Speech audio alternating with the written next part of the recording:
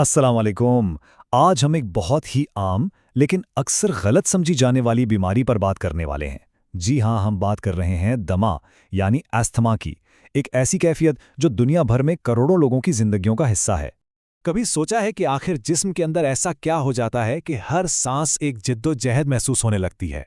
बस इसी सवाल का जवाब ढूंढने के लिए आइए आज फेफड़ों के अंदर का एक सफर करते हैं और देखते हैं कि दमा असल में है क्या। तो इसको समझने के लिए हम बात करेंगे कि दमा क्या है, इसकी वजूहात और ट्रिगर्स क्या होते हैं।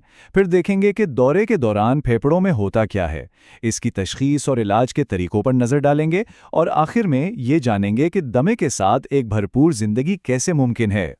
चलें तो शुरू करते हैं बिल्कुल बुनियादी बात से। आखिर ये दमा है क्या? देखें, तिब्बी लिहाज से दमा फेफड़ों की एक दायमी बीमारी है। दायमी यानी लॉन्ग टर्म, मतलब ये कोई ऐसी बीमारी नहीं जो आई और चली गई, बल्कि ये तवील अरसे तक साथ रहती है। और इसकी जड़ क्या है? सांस की नालियों में होने वाली मुसलसल सोजिश, जिसे हम इन्फ्लेमेशन कहते हैं। तो इसकी अलामात क्या है? आमतौर पर 4 चीजें देखी जाती हैं। एक तो है व्हीजिंग, यानी सांस लेते हुए सीटी जैसी आवाज का आना। फिर बार बार होने वाली खांसी, सीने में एक अजीब सी जकड़न या दबाव का एहसास, और जाहिर है सांस का फूलना। हाँ, ये भी याद रखने की बात है कि हर किसी में ये अलामात एक जैसी नहीं होती। और ये कोई छोटी मोटी बीमारी नहीं है। सिर्फ 2019 के आदादो-शुमार देखें तो दुनिया भर में तकरीबन 262 मिलियन यानी 26 करोड़ से ज्यादा लोग दमा से मुतासिर थे। ये वाकई एक बहुत बड़ा आंकड़ा है जो बताता है कि ये कितनी वसी पैमाने पर फैली हुई है। अच्छा, तो अगला सवाल ये है कि ये होता क्यों है? क्या वजूहात हैं इसकी? कौन सी चीजें हैं जो दमा को भड़का देती हैं? चलें देखते हैं। साइंसदानों के मुताबिक इसकी कोई एक सीधी साधी वजह नहीं है। ये दरअसल 2 चीज़ों का मिलाप है। एक तो है जिन्याती मामला, यानी ये खानदानों में चल सकता है, और दूसरा है हमारा माहौल। तो यूं समझें कि जीन्स एक तरह से ज़मीन तैयार करते हैं और माहौल उस पर बीमारी का बीज बो देता है। और वो माहौलियाती बीज क्या हैं? उन्हें हम ट्रिगर्स कहते हैं। इनमें शामिल हैं एलर्जी पैदा करने वाली चीज़ें जैसे फूलों का पॉलन या घर की धूल, फिज़ाई आलूदगी और हर किस्म का धुआं, बहुत ज़्यादा ठंडी हवा, आम नज़ला ज़ुकाम जैसे इन्फेक्शन, और हाँ, कुछ लोगों के लिए तेज़ वर्जिश भी एक ट्रिगर बन सकती है। ठीक है, अब आते हैं सबसे अहम हिस्से पर। जब दमा का दौरा पड़ता है तो फेफड़ों के अंदर सांस की नालियों में असल में हो क्या रहा होता है? चलें अंदर झांक कर देखते हैं। इसे समझने का सबसे अच्छा तरीका ये है कि हम एक सेहतमंद सांस की नाली को दमों के दौरे से गुजरती हुई नाली के साथ रखकर देखें। इस मुवाज़ने से सारी कहानी वाज़ेह हो जाएगी। तो ये देखिए, बाएं तरफ है एक नॉर्मल सांस की नाली। पट्टे बिल्कुल रिलैक्स हैं, अंदर कोई सूजन नहीं और हवा का रास्ता बिल्कुल खुला है।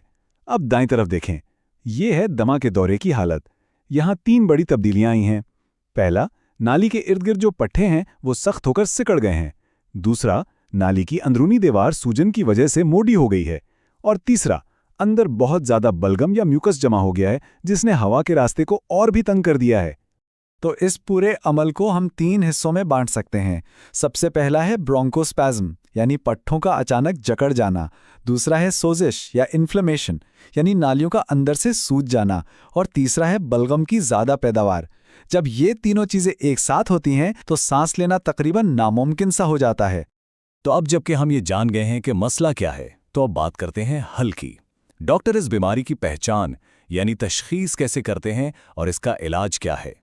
आमतौर पर तशखीस की शुरुआत तो अलामात की बुनियाद पर ही होती है, लेकिन इसकी तस्दीक के लिए एक ख़ास टेस्ट किया जाता है जिसे स्पायरोमेट्री कहते हैं।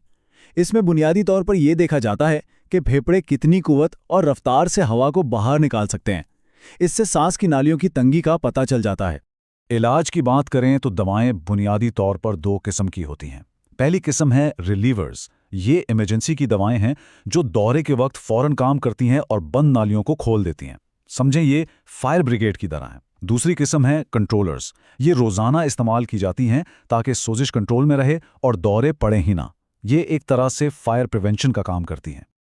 और ये दवाएं पहुंचाने का सबसे मौसर तरीका क्या है? इनहेलर। क्यों? क्योंकि ये दवा को सीधा वहीं पहुंचाते हैं जहां मसला है, यानी फेफड़ों में। इनकी भी मुख्तलिफ किस्में होती हैं, जैसे आम स्प्रे वाले इनहेलर, पाउडर वाले इनहेलर, और ज़्यादा शदीद सूरत हाल में नेब्यूलाइजर इस्तेमाल होते हैं। चलें जी, अब बात करते हैं सबसे अहम पहलू की। क्या दमा के साथ एक नॉर्मल फाल जिंदगी गुजारना मुमकिन है? तो इसका जवाब देखते हैं। ये बात बहुत अहम है और इसे समझना ज़रूरी है। अभी तक दमा का कोई मुस्तकिल इलाज दरियाफ्त नहीं हुआ है, लेकिन इसे बेहतरीन तरीके से कंट्रोल किया जा सकता है, और यही सबसे बड़ी उम्मीद है। और कंट्रोल करने का मतलब क्या है? इसका मतलब है अपनी बीमारी को समझना, अपने ट्रिगर्स को जानना और उनसे बचना, और अपने इलाज पर पाबंदी से अमल करना। तो आइए, जो कुछ हमने सीखा है इसे जल्दी से दोहरा लेते हैं। तो ये है दमा का पूरा नक्शा एक नज़र में। हमने इसकी अलामात देखें, सांस में सीटी, खांसी, सांस का फूलना। फिर उसके महर्रिकात या ट्रिगर्स देखे, एलर्जी, आलूदगी, ठंडी हवा। फिर हमने इसके अंदरूनी मैकेनिज्म को समझा, पट्ठों की जकड़न, सूजन और बलगम। और आखिर में इसके इंतजाम के तरीके, रिलीवर और कंट्रोलर अद्वियात और ट्रिगर्स से परहेज। ये सब मिलकर दमा के मैनेजमेंट की बुनियाद हैं। और आखिर में एक सवाल जो हम सब के लिए है, जिस तरह हमारी दुनिया बदल रही है, फिजाई आलूदगी बढ़ रही है, तो हम सब मिलकर एक मुआशरे के तौर पर ऐसा क्या कर सकते हैं कि सबके लिए सांस लेना आसान हो? यह सिर्फ दमा के मरीजों का नहीं, बल्कि हम सब का मुश्तरका मसला है। इस पर जरूर गौर कीजिएगा।